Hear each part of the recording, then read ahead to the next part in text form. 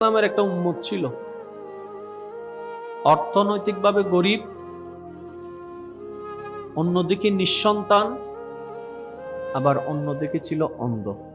মূসা নবীকে একদিন গিয়ে বললেন, আপনি তো আল্লাহর নবী, আল্লাহর কাছে একটু আমার পক্ষ হয়ে ফরিয়াদ করুন, দোয়া করুন, আল্লাহ যেন আমাকে জীবনটা সচ্ছল করে দেয়, সুন্দর করে দেয়।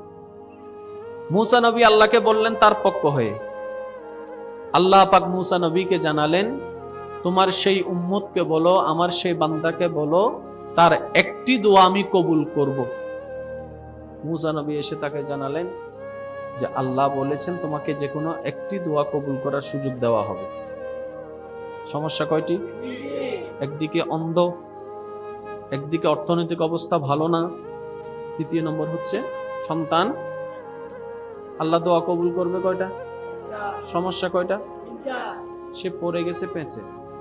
সে মূসা নবীকে বললেন, হুজুর একটাই যেহেতু দোয়ার সুযোগ, কি না কি দোয়া করে ফেলি, সুযোগটাই হাতছাড়া হয়ে যাবে, একটু সময় দেন, আমি একটু ভেবে দেখি।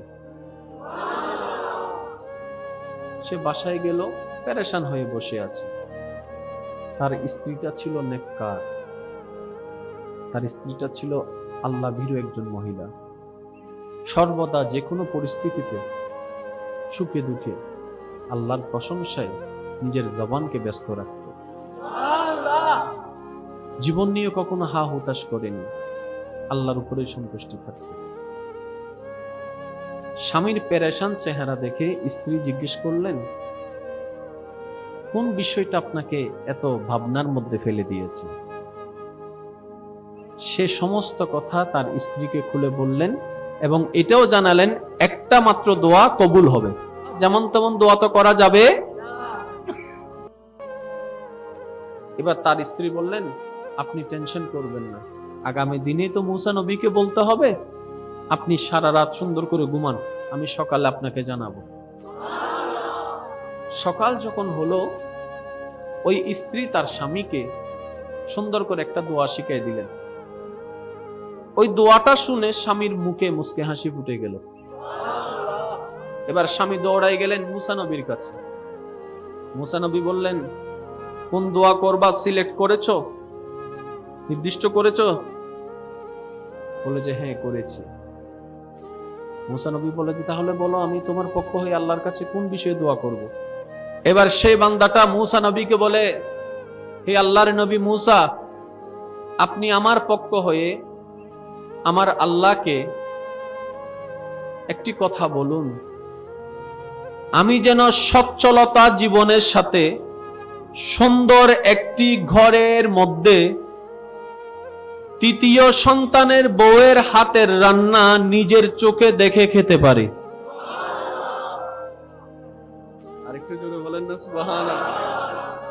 সচ্ছলতা জীবনের সাথে সুন্দর একটি ঘরের মধ্যে তৃতীয় সন্তানের বউয়ের হাতের রান্না নিজের চোখে দেখে খেতে পারি। মূসা নবী তার কথাটা শুনে মুচকি হেসে দিল। তুমি এই দোয়া? হুজুর, আমার স্ত্রীর পরামর্শে এই দোয়াটা শিখেছি। তখন মূসা নবী বললেন, নিঃসন্দেহে তোমার স্ত্রী একজন সৎ আল্লাহ ওয়ালা। সুবহানাল্লাহ। এবার আল্লাহর কাছে মূসা নবী দোয়া করলেন তার পক্ষ হয়ে। আল্লাহ পাক এমন দান করলেন যে তার জীবনটাই সুন্দর হয়ে গেল। সুবহানাল্লাহ।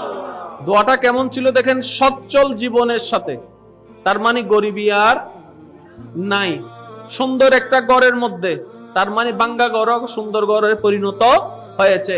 নিঃসন্তান ছিল, সেজন্য কি বলেছে, তৃতীয় নাম্বার ছেলের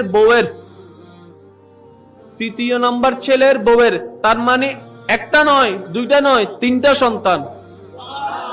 শুধু যে সন্তান দেখবে তা না, সন্তানের বউয়ের হাতের রান্না নিজের চোখে দেখা মানে অন্ধত্ব চলে গিয়েছে। সুবহানাল্লাহ। তিনটা বিষয়ে একটি দোয়া। বান্দার এই পাগলামি দেখে আল্লাহ তার সারা জীবনের গুনাহ মাফ করে দিয়েছে। আল্লাহ শুধু কারণ খুঁজতে থাকে, বান্দা কিছু একটা কর, অল্প করে কর, মন থেকে কর, আমার জন্য কর।